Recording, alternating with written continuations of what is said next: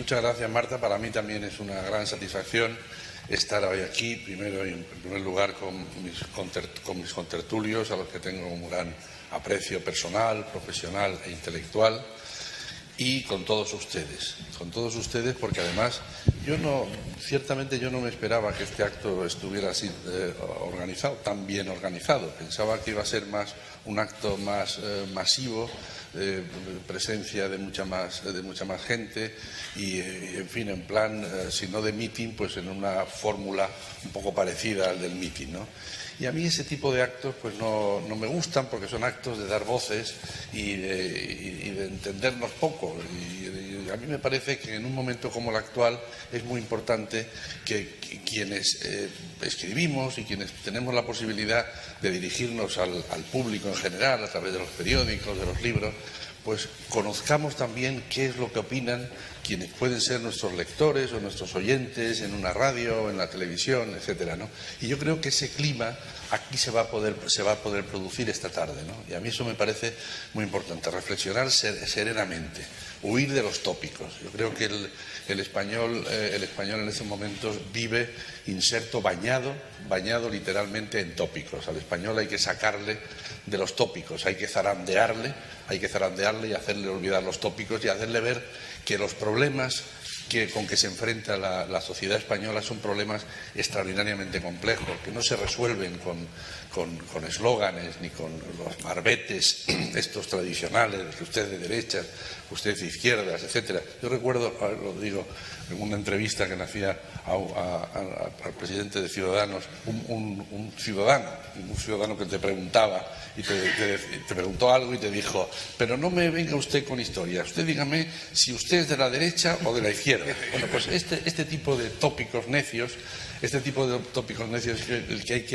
que hay que erradicar, ¿no?, de nuestra vida política. Por eso, cuando Marta pregunta qué es lo importante que hay que hacer en España, bueno, pues una de las cosas importantes que hay que hacer en España es precisamente pactar entre las fuerzas políticas. Esto es una de las enseñanzas fundamentales que ahora resultan absolutamente evidentes. El pacto, el acuerdo con las fuerzas políticas parlamentarias, que son las fuerzas adversarias. Miren ustedes, me acabo de leer un libro que es el último libro que escribió Helmut Schmidt, y lo cito a Helmut Schmidt primero porque yo tengo una gran devoción por él, pero además porque es un icono del socialismo europeo. A ver si se enteran nuestros amigos socialistas del Partido Socialista Obrero Español. Ese libro, que está escrito muy poco antes de su muerte, que murió con 97 años, es un libro de memorias, es un libro muy interesante, donde los periodistas le preguntan quiénes han sido sus referencias, sus modelos, etcétera, y él, a base de recordar lo que él leía de joven, lo que él escuchaba de música, la poesía que él leía, etcétera, y luego su vida ya como político, sus conocimientos, etcétera. Y él hace unas reflexiones que son muy interesantes y dice en un determinado momento de su libro: el político que no sabe pactar con sus adversarios en el Parlamento no es un político, debe abandonar la política. Y la razón es muy obvia. La razón es que la política democrática es una política de mayorías, y las mayorías se forman a base de hablar y de trenzar pactos. En muchas ocasiones lo he hecho ante auditorios, no tan selectos probablemente como este, pero lo he hecho explicando algo que ha dejado a la ciudadanía y a los que estaban allí, que muchas veces eran muchachos muy jóvenes, estudiantes, etcétera, algo que les ha dejado perplejos, porque les he preguntado directamente: oiga, ¿usted ha oído hablar de Willy Brandt o de Helmut Schmidt, ¿no? Y vuelvo a decir, dos iconos del socialismo europeo, a ver si se enteran nuestros amigos socialistas, dos iconos del socialismo europeo. Ambos, Willy Brandt y Helmut Schmidt, gobernaron siempre con los liberales. ¿Cómo suena esto? ¿Cómo suena esto a un muchacho, a un estudiante, a un afiliado del Partido Socialista Obrero Español en estos momentos? Cuando las elecciones y además los liberales fueron en estos... Fernando Maura está ahí. Con el jodido teléfono. Y los liberales se convirtieron en los gobiernos tanto de Willy Brandt como de Helmut Schmidt, en una pieza absolutamente clave. Ellos, lo cuentan Willy Brandt en sus memorias también, él no conocía a Walter Schell, que ha muerto, por cierto, también casi con 100 años, hace poco, él no lo conocía, y cuando se produce su pequeño triunfo electoral, lo primero que hace por la noche es ofrecerle la cartera de Asuntos Exteriores. Él no me conocía para nada, lo cuenta Willy Brandt, no le conocía personalmente más que de la pugna política, etcétera, ¿no? Sin embargo, formaron una coalición que devino en una amistad, primero una coalición política y después una amistad personal, con frutos importantísimos para la política alemana, ¿no? Por tanto, esta idea de los pactos que Albert Rivera ha promovido en la política española, ¿no? Cuando es objeto de este tipo de críticas, es que pacta con la derecha y pacta con la izquierda. Naturalmente que pacta con la derecha y pacta con la izquierda, porque en eso consiste justamente la vida política. En eso consiste, ¿no? Los pactos se hacen a base de tragarse uno sus propias convicciones y aceptar lo que dice el adversario y viceversa. Esa es la regla de oro, y volvamos a Helmut Schmidt. La política democrática es política de mayorías. Y las políticas de mayorías se hacen fundamentalmente a base de acuerdos. Por tanto, esto es clave en España. Ahora da terror pensar que se pueda estar pensando en volver otra vez al bipartidismo, porque los españoles somos incapaces de entendernos con otras fuerzas políticas, cuando es verdad y es cierto, y el caso de Ciudadanos es bien claro, que esas fuerzas políticas nuevas están conmocionando y convulsionando de alguna manera las fuerzas políticas tradicionales. Por tanto, en eso hay que insistir. Sería terrible que fuéramos a unas terceras elecciones y que se disolviera esta necesidad de pactos entre las fuerzas políticas. Sería terrible, sería una regresión enorme en la vida política española, porque eso es lo que hemos tenido tradicionalmente, ¿no? Por tanto, contestando a Marta, esa es, yo creo, lo más importante. La segunda más importante es tener claros los objetivos, ¿no? Hay que tener claros los objetivos, y sobre esto pues podríamos estar hablando largo y tendido, y esta noche aquí pues saldrán muchos asuntos, pero uno de esos objetivos es tener muy claro qué se quiere hacer en Europa, cuáles son nuestros compromisos con Europa.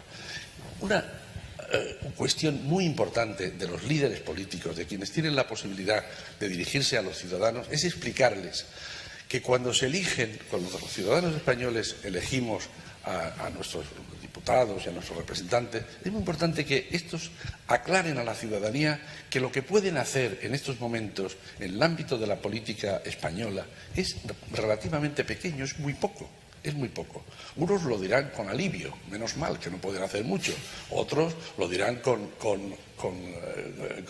pena.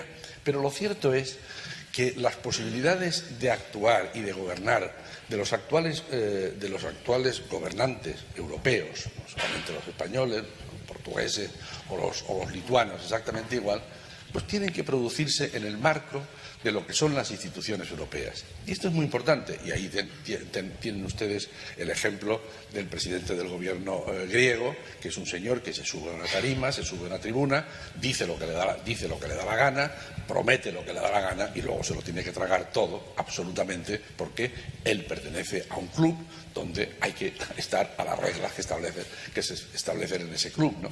Y esto es muy importante para todos. Yo creo que no hay aventura política, y diría incluso aventura cultural, más importante para las personas que vivimos en esta coyuntura histórica, como somos todos nosotros, que precisamente la construcción europea. En estos momentos se habla muy mal de Europa, y la prueba está en la reunión de Bratislava que han celebrado los jefes de Estado y de Gobierno hace unos días, que ha sido un auténtico desastre, una catástrofe, ha sido una catástrofe. Pero eso no nos debe hacer abandonar en absoluto la ilusión europea. La ilusión, porque nosotros, los españoles, como los alemanes, como los franceses, no somos nadie en el conjunto del mundo, en el conjunto del universo y de las fuerzas políticas y de las grandes potencias, no somos prácticamente nadie si no estamos unidos, por lo menos los europeos. Todos los estados Todos los Estados europeos son pequeños, todos, incluso los que se creen muy grandes. Lo que pasa es que muchos de ellos no lo saben, se creen que son unas unidades políticas que pueden imponer sus reglas. Esto se ha acabado, esto se ha acabado. Por tanto, todos esos cantos de sirena de algunas fuerzas políticas de abandonar el euro, de poner en cuestión las instituciones europeas, son absolutamente catastróficas. Que no estemos de acuerdo con muchas de las medidas que se toman en Europa, con el funcionamiento de las instituciones europeas, no nos debe en absoluto llevar a pensar ni remotamente en abandonar ese proyecto europeo. Porque abandonar ese proyecto europeo, y hay que decirlo aquí en una tierra como esta, es muy importante, eso es volver al nacionalismo.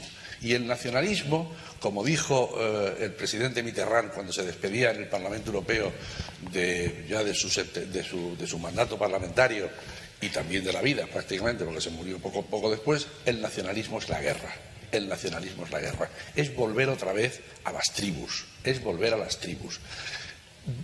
Hacer ese camino para atrás, después de lo que se ha avanzado en el ámbito de la construcción europea. Yo he tenido la oportunidad, mientras he sido diputado europeo, de viajar, sobre todo por América Latina, pero también de conocer mucho la realidad asiática y la realidad africana. En todos los continentes miran hacia Europa con envidia. ¿Por qué? Porque Europa es la referencia. Todos los americanos, los latinoamericanos, querrían tener unas instituciones como las nuestras, regidas por el derecho, con todas las dificultades que tiene y con todas las imperfecciones, pero querrían tener. Los latinoamericanos tienen todavía problemas de fronteras, problemas de división de fronteras. Me parece que Fernando viene de Colombia y habrá podido vivir esa experiencia que para nosotros, para los europeos, ya es una experiencia remota y una experiencia superada, ¿no? Bueno, yo creo que podríamos hablar de otras muchas cosas, pero me parece que me voy a parar porque si no, no voy a dar oportunidad a que hablen mis compañeros. Y yo también quiero oírles, porque si no, y además les voy a aburrir demasiado a ustedes. Así que yo me callo.